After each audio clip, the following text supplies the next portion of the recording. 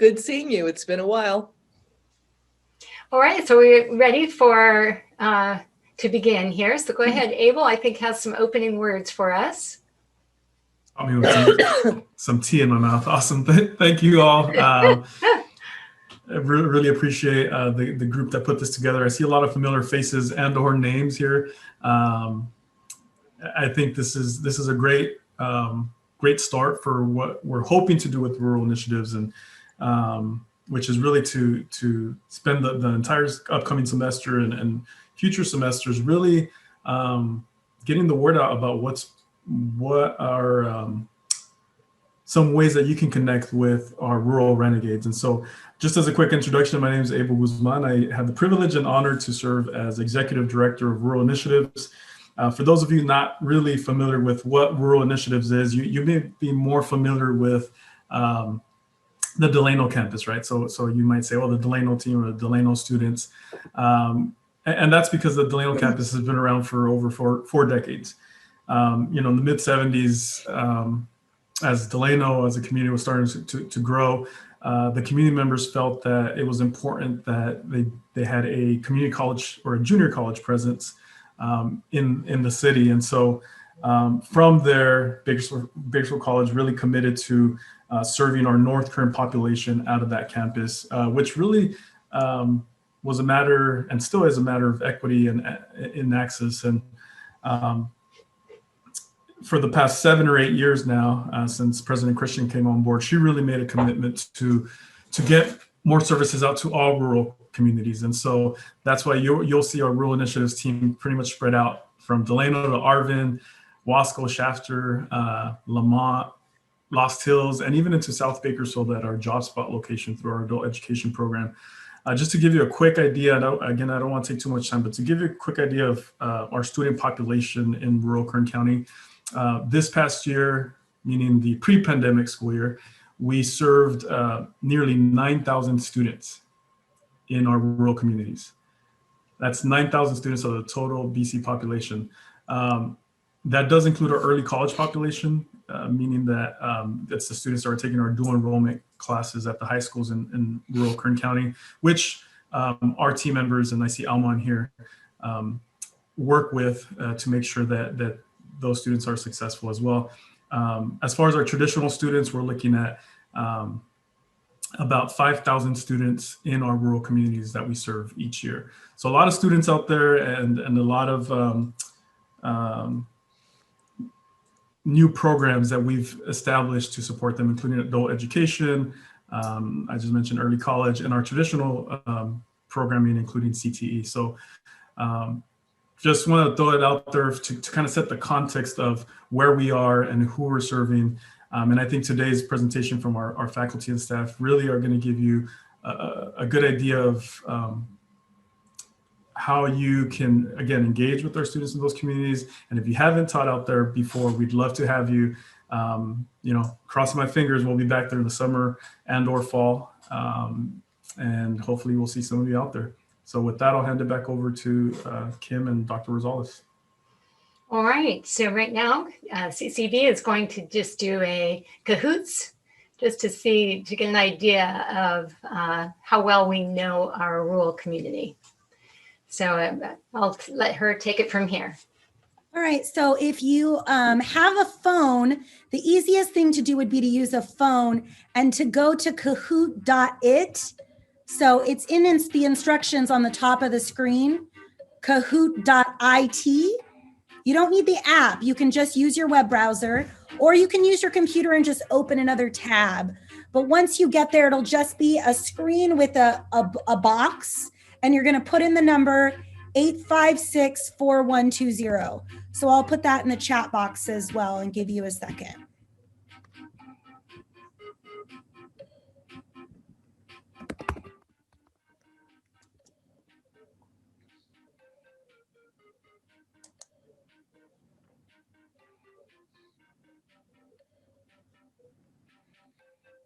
And feel free to write in the chat box if you're having trouble, or unmute yourself if there's something I can do to help you, but y'all are looking good. This is quick. We just want to gauge your knowledge about teaching in the rural communities. It's only 7 questions.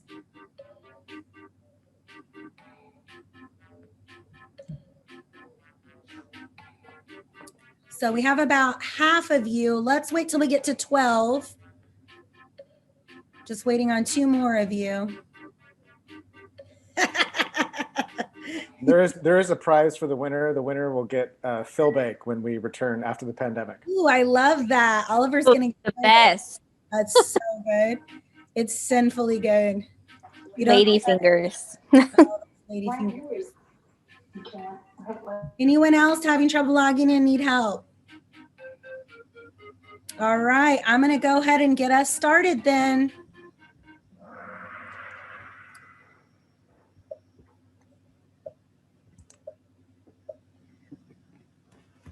Before COVID-19, the main barrier in pursuit of higher education for rural students was triangle, transportation; diamond, lack of interest in continuing education; circle, language barriers; or square, all of the above.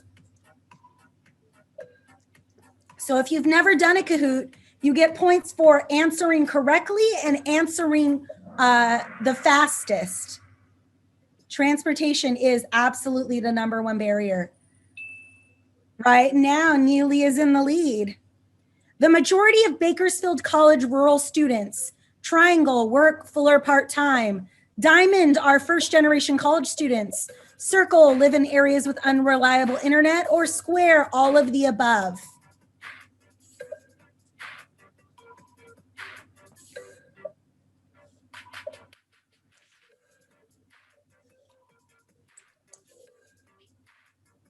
So if you were late coming in, you can always add your answer, or you can still log in and join the Kahoot midway through. The code and the login information's at the bottom. Neely's holding on to the lead. True or false? Only 2% of Arvin residents have attended some college. Triangle, true, or diamond, false?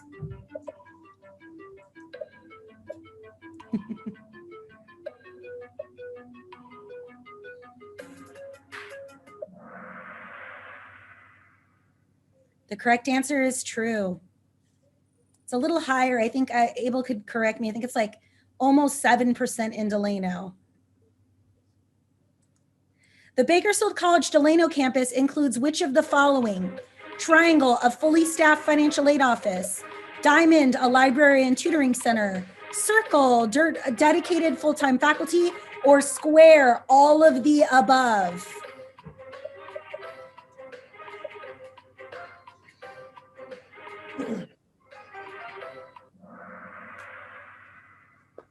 All of the above is accurate. Uh-oh, Oliver's taken over. Where does Bakersfield College offer courses? Diamond, Arvin, Delano, Job Spot, McFarland, Shafter, Wasco; diamond, Delano and Lamont; circle, Arvin, Delano, Lamont, Lost Hills, McFarland, Shafter, South Bakersfield, and Wasco; or square, just Delano.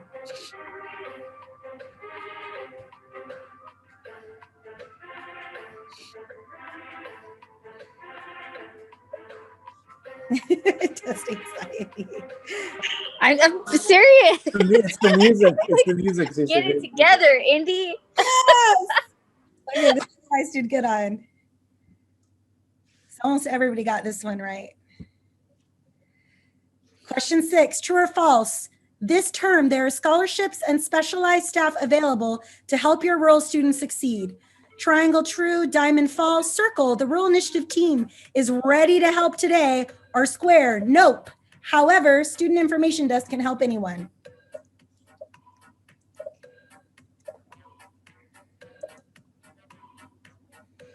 And that's a picture of our HVAC program at Delano, actually. So everybody got this right. Both diamond and circle were correct. Nobody got it wrong. So that's speaking well of where we're at. And last question. A wonderful perk of teaching in the rural communities is triangle, the students are hungry to learn; diamond, there's access to convenient parking; circle, it's a smaller community of learning; or square, all of the above. Everybody got it right. Awesome. Okay, let's see who our champions were. Third place, answered quickly, Bianca. Second place is Pam. And first place goes to Oliver. Well, my voucher for Ladyfingers extends to both Pam and Bianca. So Oh, I was going to say, so now you have to go take yourself to Phil Bakery. All right. Well, thank you, Abel. Thank you, CCB, for that good information and just a fun way to get started. So I'm Kim Collins, and I'm really, really disappointed because when I entered this Zoom meeting, my camera was working. And I actually put on lipstick, which is probably the very first time during the entire lockdown that I've done that. But for some reason, it just decided to go out. Anyways, my name is Kim Collins, and I've worked in various roles in the Rural Initiative Adult Education team, primarily working with EMLS language learners. Welcome. You know, the purpose of today's workshop is that we hope to, you know, explore optimal means that we can better serve our rural students. As we all know, that the pandemic has forced the integration of our rural students into mainstream classes, and it has presented different issues, definitely different problems for the students, faculty, and support staff. And we just kind of feel that in order to have an equitable resolution to these different issues, that it's really important that we see our rural students, that we understand the different barriers that they face, and that we just work together to, boy, my hands are moving and nobody can see it. That's just kind of an important aspect of presentation, is your whole persona. But just kind of envision that, picture that in your mind. So yeah, it's just to be able to see and understand what our rural students face. And the format of this panel is going to be a workshop, is going to be a panel. So at this time, I would like each panel member to introduce themselves and just say what discipline that they teach in. I'll go first. I don't mind. I'm Oliver Rosales. I am a professor of history. I've been at BC since 2012. When I was hired, specifically for the Delano campus. And this is my second semester, also assuming the title Rural Faculties Lead. So it's a kind of lead position that President Christian put together. So I get to work with Abel on well, we're sort of figuring it out as we go, Abel, right? But that's the auspices in which I'm here. So I'm Joe Saldivar. I'm the chair of the biology department. When I was hired way back in 1997, I also taught, but back when it was on the Randolph campus. So we've been able to transition from the Randolph campus all the way on to where the campus currently is. And I teach biology. I've taught environmental biology there, as well as the non-majors biology, and I will be there this summer. I'm Chris Boone. I teach in the Department of Communications. I was also hired to teach in Delano, but I've been fortunate enough to get to teach all over our rural communities. So I've gotten to teach in Shafter and McFarland and Delano and Arvin at the job spot. So, and they've all just been incredibly rewarding experiences. So I'm excited to get back to our rural locations. All right, and Nicole, is Nicole? Hey, Nicole Carrasco. Okay, yeah. I currently teach sociology, but I actually started at BC in the history department, and the rural wonderful program was my first assignment. So I was lucky enough to deal with not only like our rural students, but our high school students. And so I've taught in Wasco in the regular BC program at Wasco. I've taught at the wonderful program in Wasco and in Delano as well. Well, thank you. And we really want this workshop to be interactive among the panelists, that they, what one person says maybe triggers what somebody else thinks. And we also want it to be interactive with the audience. So we really encourage you to participate in the chat, to give us thoughts that you may want to expand, include your voice in this conversation. put any questions. We will have someone monitoring and kind of synthesizing those thoughts and questions and interjecting it throughout the workshop. So I think that the very first thing we want to do when we're talking about rural students and we're saying that we're trying to discover and explore optimal means to serve these students, I think it's really important that we establish what are the things that are unique to our rural students? What are some of the situations, issues, barriers that they face that might be unique to our rural students? And I'd like to open the discussion by just talking about technology and some of the work and their life demands that they often face. When I work with the MLS, I think first of all that we all would say that to succeed in college, particularly now that we are 100% remote, but also face-to-face, one of the core elements that you need to have is reliable internet, speedy internet. I mean, that is just essential to be able to get into your Canvas, to submit assignments, to look up, to explore on the internet, to find the answers to the different questions that you have. And one thing that, I am amazed. I work one-on-one with students all the time, and I'll be in a Zoom, and so they're sharing their screen with me, and we are trying to perform the most basic of tasks. So we might be just trying to, fill out a update form or enroll in a class or submit an assignment. And I'm seeing their screen and I just am watching that circle go around. And eventually they just time out. It happens over and over again because one issue that our society has not solved is how to really serve the rural communities and provide reliable internet to these areas. And I think we all agree that that really affects, when you don't have reliable internet, then you don't have computers as much, that's just not part of your life. So you not only lack that connectivity, but you also lack the experience of working with technology. So a lot of these students are coming into the classrooms at a disadvantage, yes, on knowledge and experience, but a very pragmatic, real disadvantage in that they sincerely lack the connectivity. A lot of times I'm always telling the students, hey, turn off your camera because it's taking too much of your bandwidth. We're doing everything for that.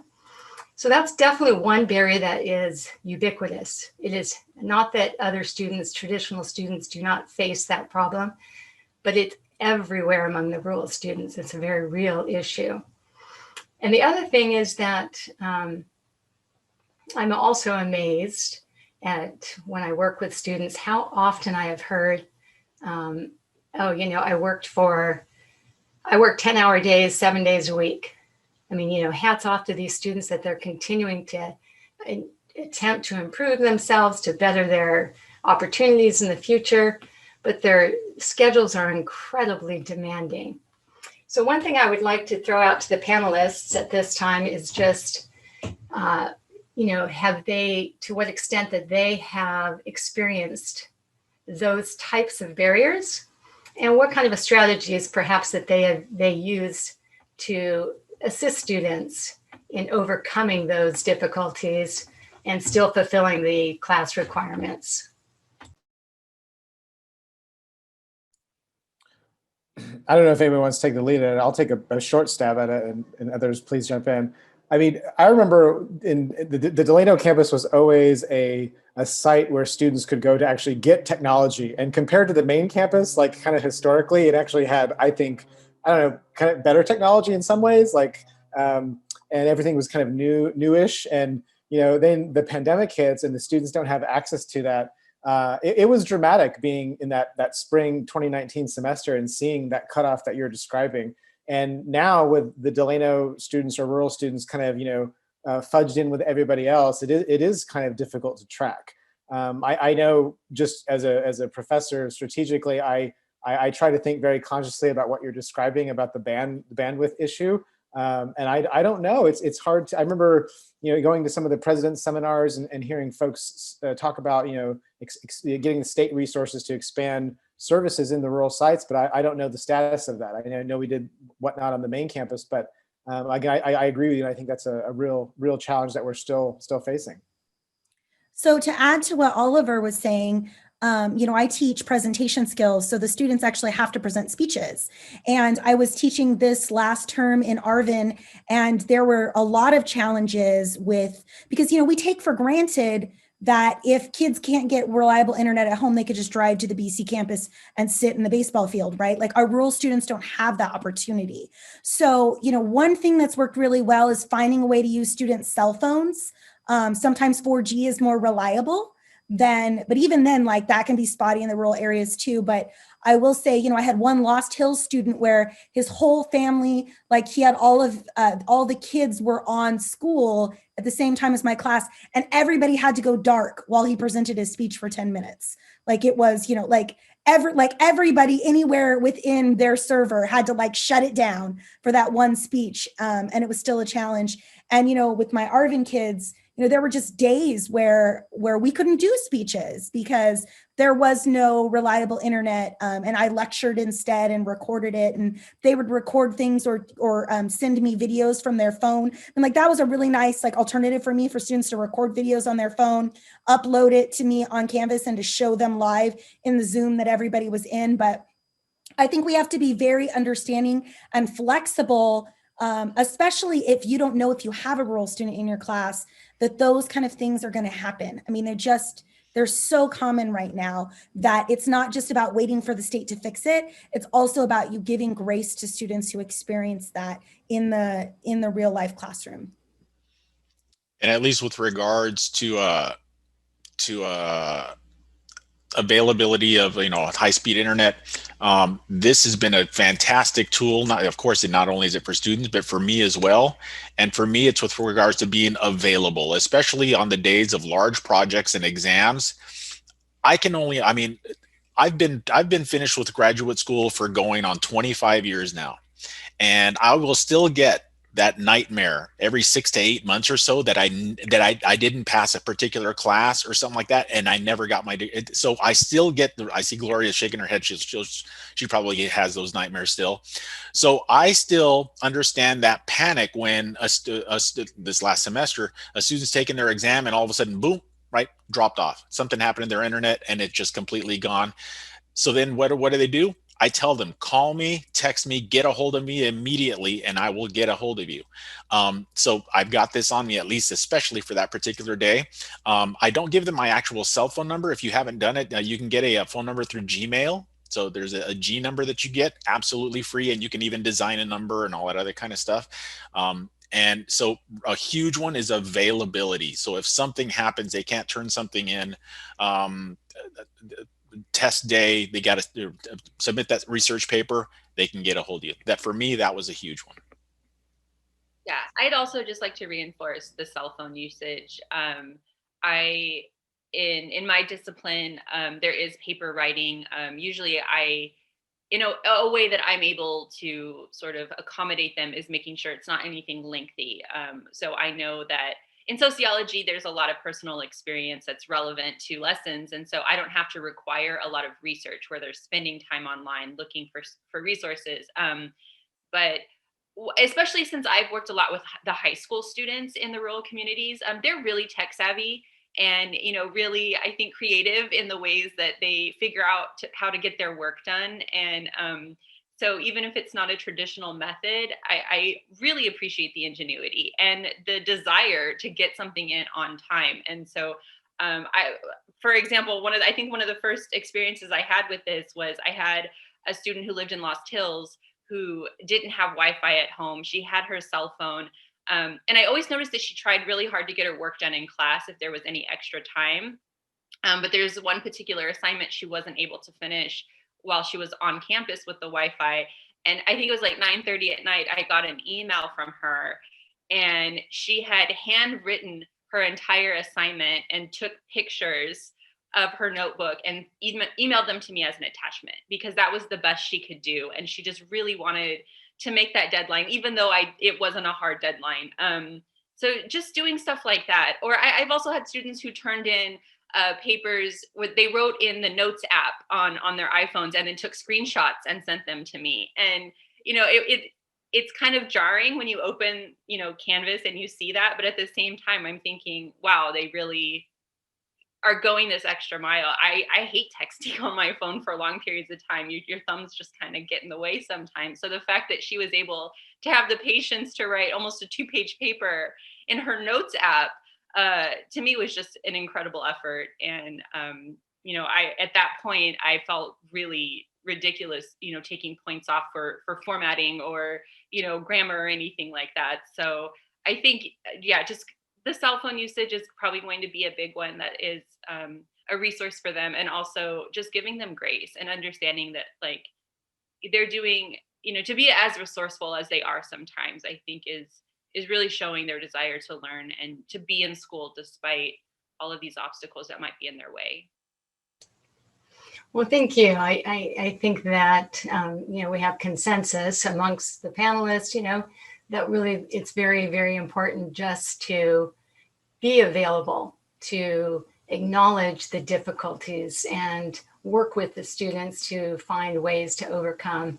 I really appreciate all those little efforts. And I think, those who have not worked regularly with rural students, it just might be something that is openly acknowledged, in the classroom, so that you're saying, hey, if you're having problems with connectivity or you're unable to have reliable internet, and talk to me, give me a call so that we can work out some alternative way. And we can discuss that. I think that's very, very important because, like CCB was just knowing that those students were all ARVN students, so if you're not sure, just make that offer to students in general. Let me know what's going on. I realize that some of you probably have these issues, and we're here to serve you, to help you overcome and to complete this coursework despite whatever is going on.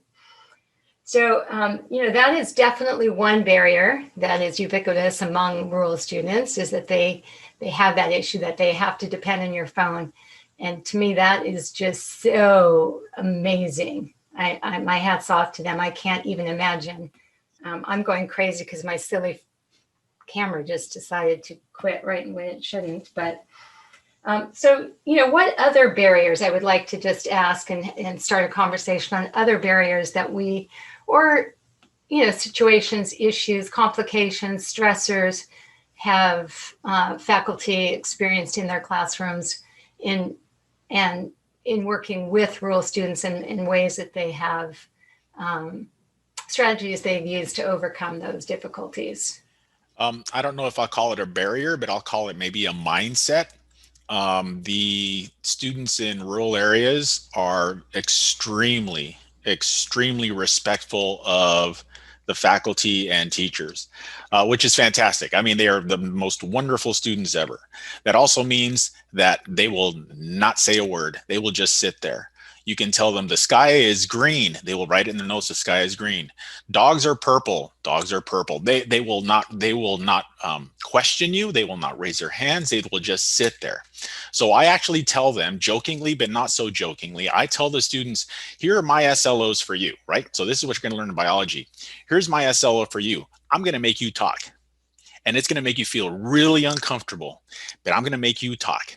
And there will be days where I will be presenting something in front of the board, and then I'll say, for example, therefore the outer portion of the cell, is called D, and then of course it's the crickets, right? So what do?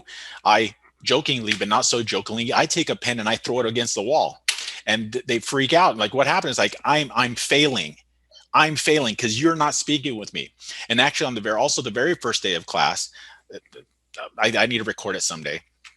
I tell the students, I get into them and I tell them about, and I ask the students, what is the opposite of love? And then some students will raise their hand and they'll say hate. Most of them will say hate. And I say, no, it's not. The opposite of love is apathy. So if I don't look at you If I don't ask you a question, if I don't say, hey, hey there, Tammy, I noticed that you haven't turned in your quiz. You didn't do very well on your last couple of quizzes. Everything okay? Hey there, Robert. You didn't do so well on that last exam. Is everything all right? Hey there, Shelly. You didn't make it to class last week. Is everything okay? If I don't look at you, if I don't ask you questions, if I don't know your name, be very afraid. I don't even know you exist. So when I look at you and I speak with you and I want you to respond to me, that's because I love you. That's because I love you. And I also, another big thing that I do is I try to become a person to them instead of Dr. Joe Saldivar, PhD. That just means the P stands for persistence. I just stuck it out. That's all that means. I'm not smarter than anybody else. I just stuck it out. So I tell the students of my story. I was born and raised in Porterville. My parents, they were immigrant, right? They came from Zacatecas. And I give them my whole little story of being born and raised in Porterville and then being scared as hell to go into Fresno State. Oh my gosh, Fresno State. I'm a first-gen student. Oh my gosh, there are going to be students there like from Clovis and Fresno and San Francisco. And then I went to UC Irvine. Then I was scared. Oh my gosh, there are students there from Brandeis and from NYU, and I'm just from Little Fresno, right? So I try to be as personal as possible. I tell them about the struggles of my family. I tell them about my personal struggles, about the at least 18 times when I wanted to quit during my bachelor's, and about the other 118 times when I wanted to quit while I was getting my PhD. To show them that all of the struggles, the barriers, the times where they want to just quit, you know what that makes them? Normal. And I try to reinforce how normal they are because I went through it as well. And my guess is probably 99.9% of us all had very, very similar things. So by trying to break them out of the being respectful, which is fantastic, but they also have to be able to then be able to speak up. And then by trying to be as personal as possible, that is, at least personally, that's really worked to help and engage with the students. Yeah, thank you. I thank you for that input, Joe. And I think that, it brings up cultural differences. And that's a topic that we can further investigate. But I do want to, say, one other thing to add on to what Joe was saying is that, in a combined classroom where you have, this experience, they're all rural students, so that they all are experiencing that timidity and that sense of not wanting to challenge authority in any way. But in a blended classroom, that's just something to be aware of, that some of your students that are not participating might be that it's not that they're not engaged, or it's not that they're not paying attention, or that they don't care about the class, or it could be that they are these rural students that Joe speaks of that, culturally and from the way that they were raised or experienced education, they don't feel that they should really challenge, and having any kind of speaking out might be interpreted that way as challenging. So yeah, does anyone else have anything further they add maybe on, go ahead, CCB? I was just going to say, I totally agree with Joe about sometimes telling your own stories is such a great way to break that barrier, that cultural barrier with the students and build meaningful connections. But I also think, the last 4 years, there have been a lot of immigration raids in the rural communities, and there's a lot of trauma and there's a lot of fear. And so I was teaching in McFarland when that family was run down, and that was a really hard night to teach class. And sometimes I'm so focused on my lesson for the day, I don't think about the way that my students are impacted by what's happening in the environment around them. And so as we have rural students, especially in these blended environments, I think we also have to be careful not to push them too hard, because they're experiencing trauma at levels and they're experiencing fear in their normal lives that our traditional Panorama students couldn't even imagine, right? So we have to keep that, when we talk about challenges, we have to consider their trauma as one of the challenges as we're approaching the classroom space. One of the sort of methods that I've had a lot of success with in the rural community specifically is collaborative work, because these are tight knit. I'm from Shafter, so I know firsthand what this is like, but these are really tight knit communities. And one of the things I noticed really early on, obviously with the high schoolers, but even when I was on the BC Delano campus, was that everybody knew each other. They all were taking their own classes together. They were neighbors, their kids were friends. And so I had the same experience where they wouldn't talk to me, they wouldn't answer questions, you know, as a whole in the class. But when I broke them up into small groups, they would not shut up. You know, and it wasn't even that they were like gossiping. It was like they were doing the work, but they felt very comfortable, you know, engaging with each other much more than they did with me, or just the, like, speaking up as a whole. And so I think, you know, trying to find ways, even I've noticed online, you know, with Zoom, you know, nobody says anything, but then when I put them into the breakout rooms and I creep in, like they're just chatting away. So I think, you know, making it a little bit more intimate kind of helps them do the work in their comfort zone. And so that is, you know, kind of maybe thinking about ways that you can incorporate collaborative work into your lectures, or, you know, what you're expecting out of the class is one way to really get them to talk when you know it's too quiet for comfort in some of the lectures. Yeah, I would just add briefly. I mean, I agree with everyone's comments and Joe's, you know, approach. I think education scholars call it critical caring. I think that's what Joe's basically describing, and you know, not being afraid to use the word love in the classroom. Like I think that's very powerful. I think as a historian, one of the things I do in Delano especially is try to get the students to see themselves in the curriculum. Maybe that's easier in history, but I'm taking the OER anti-racism class, and I've seen actually so many examples in the last week of, you know, when you're dealing with, Abel was citing some of the statistics, right, of rural communities, getting students in to see themselves in STEM or biology or what have you. So it's not just, you know, I can talk about the history of the United Farm Workers or, you know, Cesar Chavez or Dolores Huerta, but across all of our disciplines, we can, you know, consciously think about trying to get students to actually see themselves in the curriculum, and even take it a step farther in getting students to kind of write their own curriculum. I always have my students do oral histories. I know CCB has done, you know, kind of place-based speech projects, one on the immigration debate, the things that are highly relevant to students, and then that silence goes away. And you know, but how do we do that as professors or staff members in leveraging all that rich cultural identity? It's a challenge, and there's a whole, you know, theory of scholarship on it, and I think we're taking a stab at it today just by sharing the strategies. Yeah, I think so. You know, as we prepared and discussed amongst ourselves and had discussions about rural students and the different things they face, one issue that came up that I think would be interesting to talk about, and I think it relates very much to Joe's comment about culturally the students being reticent to interject their voice and so forth. And I think it was CCB who discussed, and I thought this was absolutely fascinating. It was kind of new to me. I hadn't really thought about it, but the cognitive dissonance that students experience because they have their home environment where they have particular values and cultural expectations. And some of that is perhaps, you know, in the classroom challenged.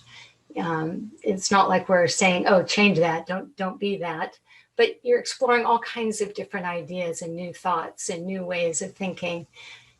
And one thing that you brought out in our meetings that we amongst ourselves is just the difficulty that these students now face because they are having to face these different thoughts and explorations, but in a home where they have zero privacy, you know, so they're maybe presenting a speech and their siblings are all around.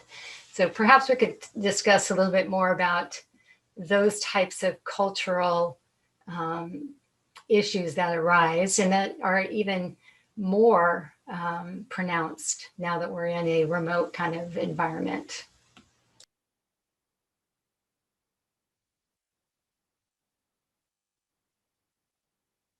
Maybe you should be the lead on that, CCB. As I recall, you mentioned the cognitive dissonance in the classroom. I thought that was I really did. And I have been talking a lot. So I was like, I wanted to see if anyone else wanted to jump in. But, you know, I actually really like the way that it was explained. I mean, that was very much the way I was explaining it previously.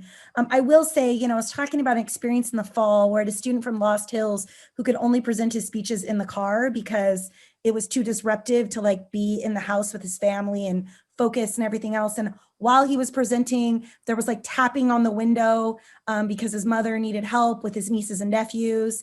And so he rolls down the window and he's helping her and he's translating from the screen the kids' instructions in Spanish. And he's apologizing to me. And I had to stop him and say, like, log out, go help your family. And then when you come back, everything will be fine. And this isn't exactly what I mean by cognitive dissonance, but I do think it does demonstrate like that code switching the students have to do, even in their own workspace. Like they don't get to fully dedicate themselves as students the way we would fully want them to be able to in their home spaces. But with the cognitive dissonance piece, I was thinking more on the terms of, you know, especially like in my class, when we did like oral history projects and we did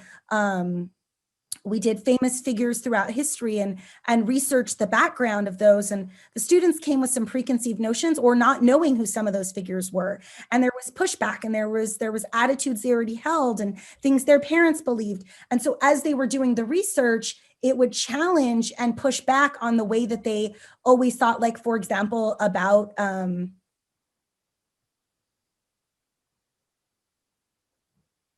like union organizing in farm work, right? Like that was something that was polarizing in a way that was surprising to me. Some people didn't like the UFW, didn't want to talk about figures really the UFW because their parents and their grandparents had negative experiences. And so when we started to research that and they researched it individually and they made that choice to research that subject area, the more information they found out, they would come to me and say like, this is so much different than everything I've ever been told, right? So that was a really, and we had speakers in Delano that semester. So it was like really cool to have students like, here's what they were told and then here's what they're learning now and kind of reconciling those two things in the learning space. That reconciliation is a lot more challenging now that they can't come to the campus and have that safe place to have those difficult conversations. So it's something I'm very mindful of. Yeah, no, I appreciate you saying that. I mean, I know I would tell my students all the time that, again, folks at Harvard or Brown or Yale study the San Joaquin Valley, but the students have these unique resources at home that professional researchers across all disciplines, not just history, don't have access to. And so how do you design a curriculum that gets students to think about their labor history or their family history, their migration history, their language history, acculturation, and then use that as a leverage point for student success? Like that's the money thing. And to me, it carries them well beyond Bakersfield College. I mean, it goes on to the next level, whether it's jobs or university or fellowships. They start to, see themselves as part of this larger narrative. And when they're interviewing for something, everybody wants that story. And so it's like, my story actually matters. I am somebody, even if no one had believed in them up until that point. It's not just about a single individual. It's more, again, a kind of structure that you're, I guess, unveiling to students. But I'll let others jump in. There's a comment in the chat about self-disclosure, and I think that is a really big one. I teach Introduction to Gender Studies, and so we talk a lot about gender identity and sexuality, and some of these students are not out to their parents, and so being on Zoom and hiding in the corner or like having headphones in because they don't want their parents to hear the type of conversations that we're having because it's not seen as academic. And so I think, this idea of home not necessarily being a safe place for students to explore topics that are really taboo in traditional families. And I even had an experience this last semester where I assigned 13th as a documentary to watch for my sociology class. And a high school student's parent emailed me and said, I don't want my daughter watching an MA-rated film. And so the student just didn't do the assignment because her mom wouldn't let her watch the film. Whereas if we were on campus, I would have just shown it in class and there wouldn't have been any objection. So just like barriers like that, it's like, I had the early college team like reaching out to the school district and the parents and trying really to like help the parent understand the violence is historical. It's not like gratuitous. And so, maybe you shouldn't be sheltering your 17-year-old from that, especially now. But these are challenges that are unique, I think, to the online environment and the home environment, but also like, students that are coming from traditional backgrounds, more conservative households. And at least what I've recognized, and I'm sure at least probably in many of your classes as well, for several of our students, it was a struggle for them just to get to BC. Meaning that, hey, you graduated from high school. ¿Por qué te vas a ir al colegio? Ya, agarra, go get married, go get a job, you're good. It's like, no, please, but there's a little bit more. Okay, pero te vas a ir a Bakersfield College, al colegio en Bakersfield. Okay, está cerquitas, right? It's close, you're going to go to Bakersfield College, there you go. But of course, they want to go off and do bigger and better things. And in my case, I teach the Bio B3B, which is the kind of the course where these are the students who want to go to med school, graduate school, dental school, pharmacy school. And for many of the students, they don't want to go to CSUB. There's nothing wrong with CSUB, but they want to go to UC, blah, blah, blah, Cal State, blah, blah, blah, or they want to go, they want to get out of the state.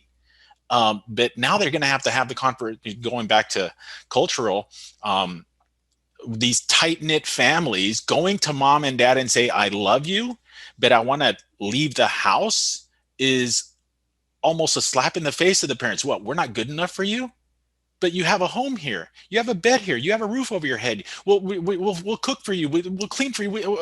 There's a college right here. It's just right across Highway 99. It's called CSUB. ¿Por qué te vas tan lejos? Aquí. So this is what I've done. So when I recognized this many years ago, I needed, because for most of our students who are first generation, most of these families, they have no clue what college is about. It's just an extension of high school, right? BC is just the 13th grade. That's all it is. So they think it's an extension of high school. So what I've done for many, many years is when we get back to face-to-face, not if we, when we get back to face, I've been doing field trips, 2 to 3 field trips every single semester.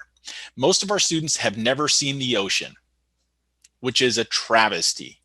Most of our students have never seen the ocean. So I'll take my students to the Long Beach Aquarium, or I'll take them, do you want to really blow their minds? How about whale watching out of Santa Barbara? And not only do I invite the students, I tell, hey, go bring mom and dad. Bring your brothers and sisters. Bring tío and tías and abuelitas. If you live in McFarland, bring half of McFarland. Everybody's invited. And when those students and their parents and their brothers and sisters and their nieces and nephews and cousins, when we go to the Long Beach Aquarium, when we go to the LA Zoo, when we go to the Gibbon Conservation Center, when we go kayaking out of San Simeon, when we get on a boat, and then the parents see like, oh, so this is what college is about. It blows their mind. So not only am I doing it for that particular student, hopefully for the little chavalitas, right? The little siblings, so then when they recognize that their daughter isn't coming home at 8 o'clock, because, even though class was over at 4, but she's going to stay in the library till 8 o'clock, hopefully they understand a little bit. Yeah, fantastic. So that made me hungry, Joe. So you're all invited. The next time I'll put a BCL. If you guys want to go Santa Barbara, you guys want to go kayaking out of San Simeon Aquarium. We'll go to we've gone whitewater rafting out of Kernville. Get them out of Bakersfield. Let them see the ocean for the first time in their life. It blows their mind. Yeah, that kind of makes me think when I was working in the writing center, and I'd have students, the instructor maybe gave them a prompt and they showed them a picture and of this, someone on a rock, maybe they're overlooking this beautiful vista, and they're to write something about how they feel. And, one of the first questions I would ask them is just exactly that. Have you ever, can you relate in any way to this picture? No. Have you ever been to the mountains? No. Have you ever been to the beach? No. Okay, so let's take it back and let's say, what was an awesome moment that, there was just no place to begin that relatability. And that's kind of why we're having this conversation. These might seem like disparate kind of topics that we're bringing in, but the whole idea is to paint a picture of rural students and how we can just see them as for the struggle that they go through, see them for the cultural realities that they bring into the classroom, for their backgrounds, for the demands on their time, helping with siblings or working in the fields or these types of things, because that's this whole push of the college right now, right? Is just this idea of equity, this idea of really considering knowledge that students bring into the classroom and validating that their experiences, exactly as Oliver was saying. And that's just kind of why we're having this conversation, is not because that in any way, which is something that we talked about a lot amongst ourselves. It's not as if we're saying, lower standards, that we in some way want to make things, hey, they have it hard, they've got it difficult, they've got all these pressures from home, and they've got pressures here and there. Let's just make it easier. Let's lower the standards for these students. And that is something that everybody within the panel pushed back against. But it's more a question of how can we bring them into this community of learners, recognizing where they're at, recognizing the barriers that they have, and bringing them up so that they can, meet and exceed these expectations and standards that we expect of them in their coursework. So, what anything else anybody else would like to add to it before we move on to some kind of looking at the organizational structure? It looks like Oliver has something he wants to say. Really briefly, since it was brought up. I mean, if we were in Pittsburgh, and all of our students were the children of steel workers, we might be having a different kind of conversation or talking about their unique needs. But it's worth mentioning, right, that I don't have the statistic off the top of my head, but I mean, Abel cited a racial ethnic statistic, but so many of our students have ties to agricultural labor, and agricultural labor communities, they face certain kinds of challenges, and we should be cognizant of that. And when Abel was talking about the history of the Delano campus, I'll just be honest, like you say, the Delano campus was founded between the Kern Community College District and like some philanthropists and politicians in Delano, really to change the narrative of farm worker communities in the San Joaquin Valley, because of the really the negative attention in many ways, the media attention that was being brought to Delano with the grape strike. So education is the great equalizer, right? So that's kind of the intellectual origins of our campus. And yes, things have changed the past 50 years, but in some ways they haven't. I mean, most of the students, I remember when I first went to Delano, I hadn't been to Delano. I was from Bakersfield. I went to Berkeley, UCSB, and I walked in, I was like, whoa, this is an awesome, totally different environment. I tell my colleagues who teach at, historically Black colleges that I teach at a historic, Latinx, Filipino agricultural college in Delano, and because that's the demographic, so it's just something I hope that anybody on the call, whether you're staff or faculty or you're going to be out there, if you've never taught in Delano or these rural communities, it's a different demographic. Maybe it's only 15 or 20 miles from Bakersfield, but in some ways, for these island communities across the Central Valley, like Joe was describing, it's their own little world, Yes. Very, very different, which, I want to make sure that we leave time to address any questions or comments or from the audience or from the people that are attending. But before we do that, I do want to spend, and I think it's an absolute thank you, Oliver, for that natural segue into talking about, ways that, like, for example, Joe, he can speak to how the VEI as a discipline organize their instruction, and they perhaps don't have a permanent presence in Delano or in the rural communities, but I know they rotate. And so let's just discuss, have our final discussion right now, just on the ways that different disciplines organize reaching out and serving the rural communities. So each department handles scheduling and who goes out there and hiring a little bit differently. So I'm gonna be speaking with regards to biology. In the biology department, we do not hire specifically for Delano or for Arvin or for prisons or for dual enrollment. We do not hire specifically for a site. We hire for Bakersfield College. Every single site, whether it's the BC main campus, whether it's at Ridgeview High School, whether it be in Delano, Lamont, Wasco, those are Bakersfield College students. We do not see any difference whatsoever with regards to Bakersfield College students. We also don't see any difference with regards to any faculty that are hired. You're a BC faculty person. You're not hired specifically for a site. So because of that, we rotate out there.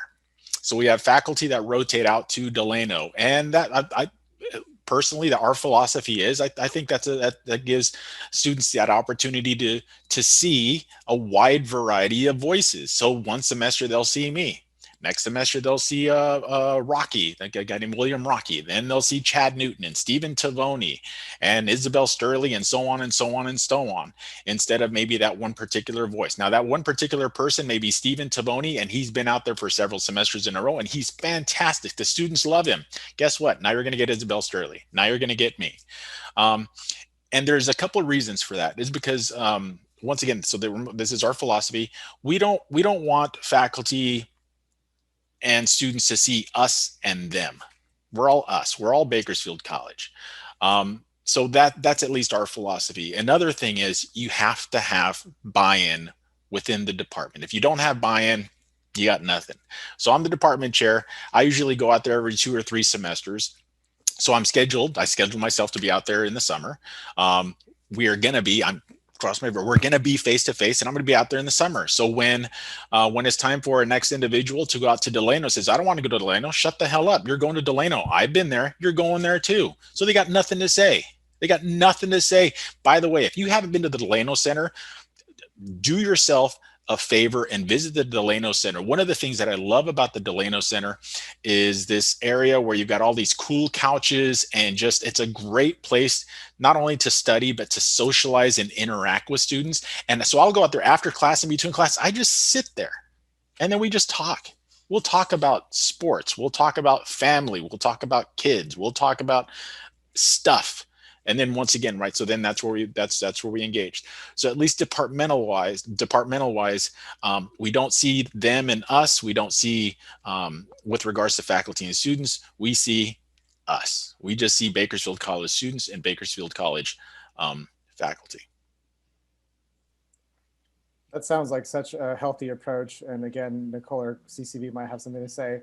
I just want to say an anecdote. Like when I first got hired, I think 4 preps I was assigned, and like it was murder because my department didn't have that kind of departmental philosophy that you're talking about, where, you know, most faculty were teaching, you know, 1 or 2 preps, but because I was hired specifically for Delano, this burden fell upon me to teach all these classes, and I've moved away from that because I saw it as an inequitable issue. But I think what you're describing, Joe, like Abel was saying in the comments, leading by example. All departments can learn from that, because, you know, to have the same person, you know, it denies the students, like you're saying, the diversity of the faculty, and as you say, treats us, as I'm saying, maybe treats some faculty inequitably if that burden of having such a diverse prep load, you know, that's challenging. And there's something to be said about just running into another colleague in the hallway. So at least when we, first of all, in the advertisement, when we do hire, it says all the different sites that they could potentially go.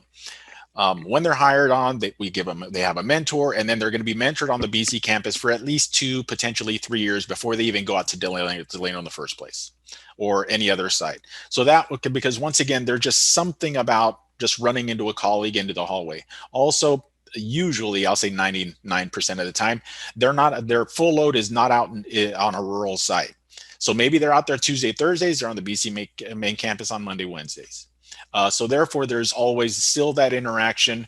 And as I've been out there a couple of times, I did recognize that there were several faculty members who were hired for those particular sites, and I'd speak with them about, how often do they go on the main campus? Do they have an opportunity of maybe teaching a higher level math course or an English course, or calculus 3 or something like that on other courses? Or once again, it just depends on the department. Some of them said yes, some of them said nope. You're out in Delano. That's your full assignment. So at least that's where biology is. Fantastic. I kind of will just chime in that I think that anyone who has not taught out in the rural communities is really missing out.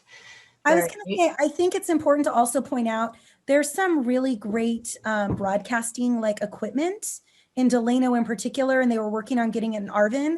And so now that we've become more comfortable with broadcasting and teaching through like these blended hybrid models, I think there's going to be some new exciting opportunities to serve those communities in different ways that we haven't been so aggressive about in the past. And if that's something that interests you, I don't know, Abel could probably talk more about it than me, but I think it's another opportunity we don't have on the main campus that we could be cultivating in our rural communities. Mm-hmm. Yeah, so they're a very genuine and phenomenal group of students to work with, I think, in the rural communities. I know that I've thoroughly enjoyed working with them, but they do encounter these difficulties that we talked about. But I'd like to now just address any comments or. So Abel, I think it was you that's just been kind of monitoring, right, and synthesizing. So perhaps you could share some thoughts from the attendees. Yeah, thank you, Kim, and thank you, everyone. This has been great information. I think as I was listening, and for those of you that haven't taught out in rural communities, it may sound, or let's say the barriers or the issues or challenges sound like issues or barriers that all students at BC deal with, or the strategies are strategies that will help all BC students, right? So I think that's great, but at the same time, I don't think you'll be able to fully appreciate all the panelists' comments today until you actually get out there. And so that's my pitch to you is to if you haven't done it, like just make that request of your department to head out there for at least one class, whichever community. One of my favorite things is, I any given day I'm on any campus or site in rural Kern County. But the example I can think of is when I'm in Delano, I try to get out of my office and walk around and talk to faculty. And every semester where we have new faculty members teaching out or for first timers out in those communities is I always get the same thing that Joe mentioned is like, these students are awesome. And everyone says like, it's not to say anything about Panorama students, but these rural students, like there's something about them. Like, I just love it. Like I've had faculty members like the first week of class or second week of class, like almost like tear up just from talking about their experience with rural students. So again, this could have been almost a general strategy session, right, for serving students, but it just, I encourage you to get out there and experience it yourself. And may I mention, the drive to Delano is nothing. So I live out by Centennial High School. It takes me 21 minutes. I'm a scientist. It takes me 21 minutes on average to get to the Panorama campus. It takes me 32 minutes to get to Delano. But for whatever reason, it's an easier drive to Delano. Just hopping on Highway 99 and you throw on a podcast or you throw on some music, and it just clears the brain. I get to the Delano campus, boom, right? We have lecture, lab, boom, there we go, right? Sit down with the students, and then when it's time to drive home, it's just a straight shot down Highway 99. For when a faculty say, "Oh my gosh, the commute," I'm telling you, there are days when it feels longer of a commute going across town than just hopping on Highway 99. So I actually enjoy that. Hopping on about 25 miles on Highway 99 just clears the brain. I love it. Yeah, and I think then it seems shorter because when you get there, you just park and then you just go to your class. You don't, you don't have to navigate and find a place and then, deal with all of that commotion that the main campus has. So yes, were there any comments or questions? I just want to say something very briefly about the transportation issue. And again, he's not in this particular session. Andrew Bond did fight very hard to get an MOU regarding transportation reimbursement. So that may or may not apply to your particular teaching assignment, but check out the MOUs on the contract. And again, if transportation is an issue and you need some kind of reimbursement based on your own assignment, you might be able to leverage that MOU with your department chair. I'd also like to add that there's a lot of great places to eat in Delano, so it's definitely worth going out there. The best tortas in Kern County. Lots of great Filipino and Mexican food. So, pastries are a motivation for me. So I don't know how you're about that. Yeah. Abel, we have to talk in the future about trying to get some food on campus, right? Yeah, and that is one of the challenges that we've heard is we don't have a cafeteria or food services. We tried bringing food trucks on a couple times, but I'm telling you, the potlucks, we have them all. Maybe that's why we try to make up for it with the potlucks. So the more we see you, the more you're part of it. Travis knows all about that. I think. Sorry, I think we should get some suggestions for some of those top restaurants in the chat before we leave. Yeah, very nice. So yes, as Abel was saying, it's very generic type of information, but yet I think it's much more relevant. I think that, the topics that we brought up are very, it's just very unique situations often, or at least it's just everywhere among our rural students. So were there any questions that either Abel can share them or someone can unmute themselves, or a comment, or anybody that would like to add to the discussion? It's as many voices as we can have expands our understanding of rural students and how to better serve them. I guess this question will go to Oliver. There was discussion about, how different departments handle the appointments for Delano. As, our connection as a colleague in the history department, how would we go about, maybe teaching in Delano? My suggestion to you, Omar, really to anybody, is know that I think chairs want people to teach in Delano. I would approach and say, I want my entire assignment there. That's how I would do it, particularly if I was an adjunct. And then you may have more flexibility in terms of when you can actually schedule, as opposed to as an adjunct, just waiting for somebody to throw you a bone. So that's what I tell any adjunct, especially if you want to get hired full time. Do the tough assignment, if you will. But for Delano especially, I would request the entire schedule, because then you'll have more flexibility in terms of the days, I think. Definitely. And if I can just add to that, and as Joe knows, I just sent my rural schedule request yesterday to all department chairs. So they have in their inbox the courses for all departments that we would like to offer in the summer and fall. And so this is a perfect time to start reaching out to your department chairs, because they have the course list that we would like. And Abel, I don't know, I know we're running out of time, but it'd be great to have a statistic, maybe later for FCDC, so much growth has been in the rural, last 4 years, right? I mean, there really is a need there. I've seen that in the history department, with specific rural hires. So that's where the need is. And I'm glad Joe, they can handle it because they're already doing that rotation. Yeah, I mean, being from the McFarland area, I wouldn't see it as a negative. I'd be, it'd be a dream of mine to be teaching in my communities, right, in Delano and McFarland area. It's where I grew up. I know the background of the students, so I can, have that connection with them. And also, my goals and hobbies are to connect my boxing and training with some of my, local students, as I do when I, sub at the high school in Delano, and I would. My advice to you would just be talk to Jason and Richard McCrow directly too. I mean, talk to both of them. Yeah, thanks for that, Oliver. I think that I'm supposed to encourage all attendees to fill out the attendance form and a feedback form. Is that correct, Joseph? Have you put that into the chat box? Is that available? Yeah, I put both of them in there. Okay. So whenever you get a chance, that'd be great. Thank you. And what number? I should know that, but I don't. I know that the attendees will be asked what session number. Your session was I should have checked that, but I didn't. 1 second. I forgot to do attendance. Can you put that back in there too for us? Joseph? Yes, I will. Yes. I'll get a copy right now. Rural. I want to say it was 304. If the number is being remembered correctly. No, I'm trying to find it. I'm sorry. 1 second. I mean, none of us on this panel, we looked at the number of our session.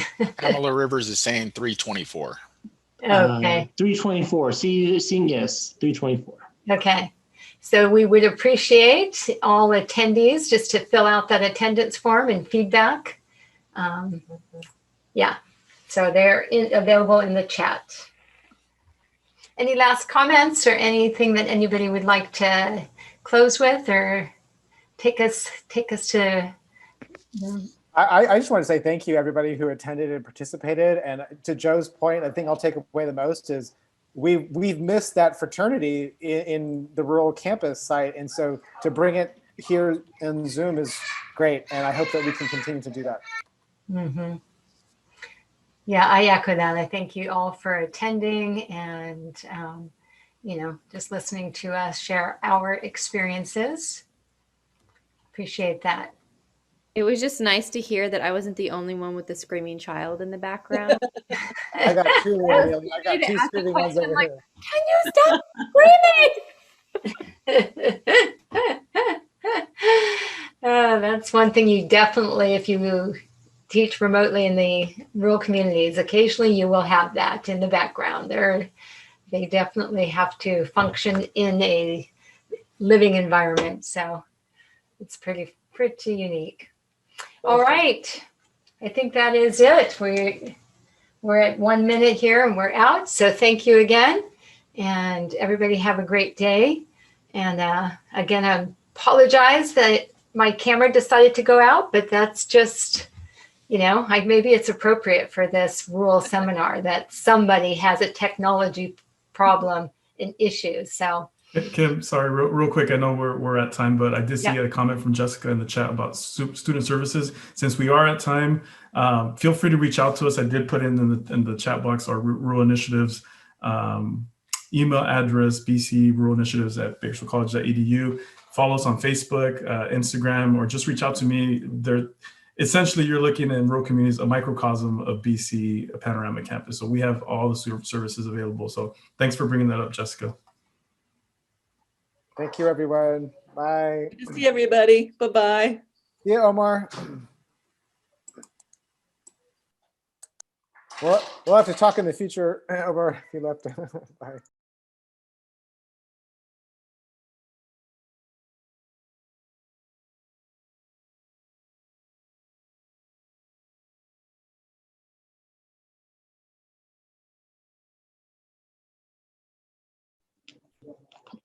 Hello, are you here for the next session? Hello, am I too early? Am I in the right class? Let's see here. I'm here. I think I'm supposed to be in Matt Jones' design class. I have a strengthening departments through contracts. CC. Oh, I'm sorry. Let me look at Wednesday. I'm sorry.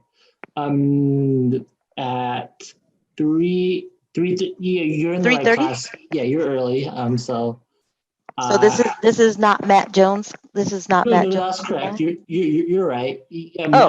Matt Henderson Jones. Yes, is at 3:30. So you're a little early, but yes. Oh, okay. Yeah, if you want to hang out or come back, it's. I could come back if you guys are doing some tech work. I can come back. I just want to make sure that I'm in the right place. Yes, you are. Whenever you're ready. Okay, I'll come back.